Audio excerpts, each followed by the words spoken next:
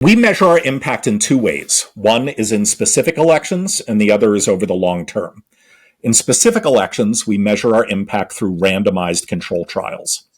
Very briefly, what a randomized control trial is let's say we identify 500,000 unlikely to vote environmentalists in Pennsylvania. We do not start talking to all 500,000 of them. Instead, before we talk to a single one, we randomly set aside about 15% in a control group, and we never talk to them.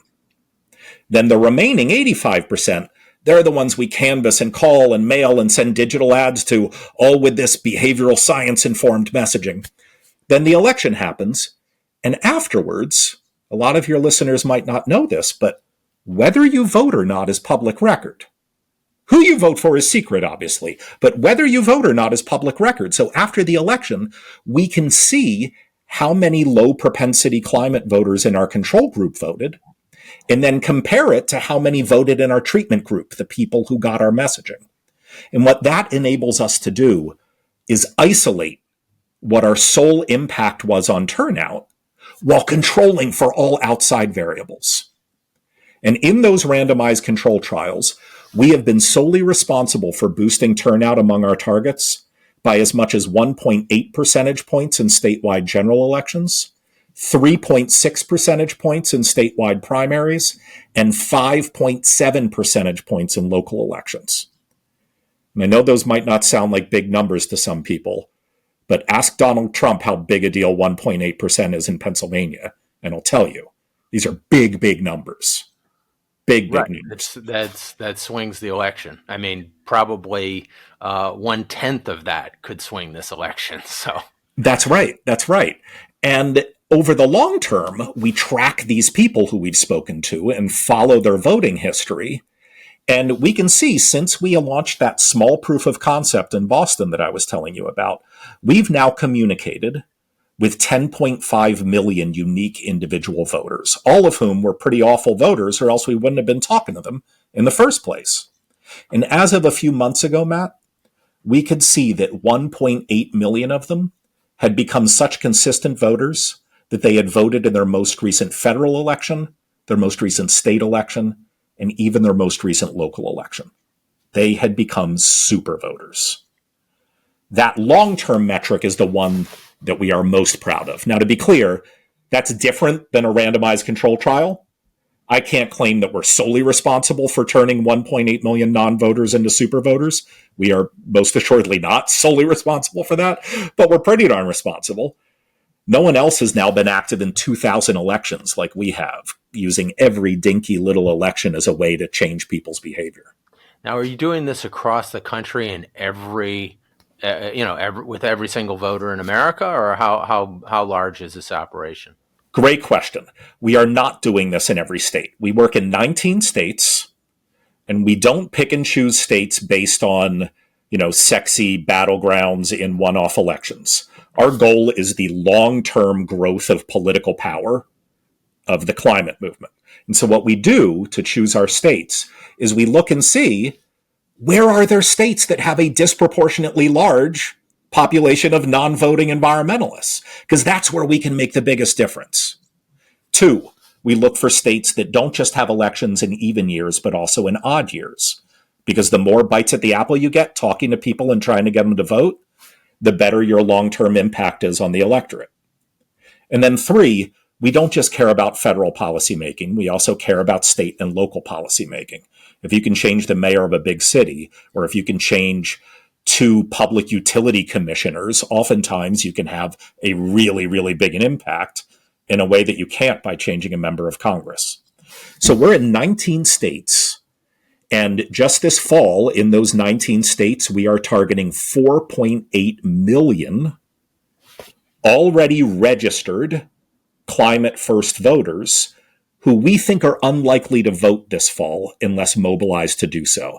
And we think they're unlikely because we've looked at their public voting histories, Matt, and each of these 4.8 million did not vote in 2020 or any election since then.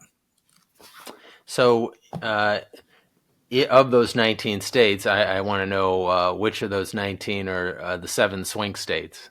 So we are. Even though you don't care, maybe some of our listeners are mildly interested. I'd be shocked. I'm shocked to hear that they're interested in that, Matt.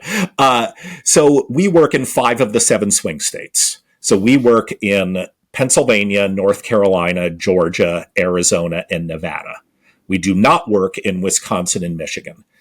And the reason is a pretty darn good one.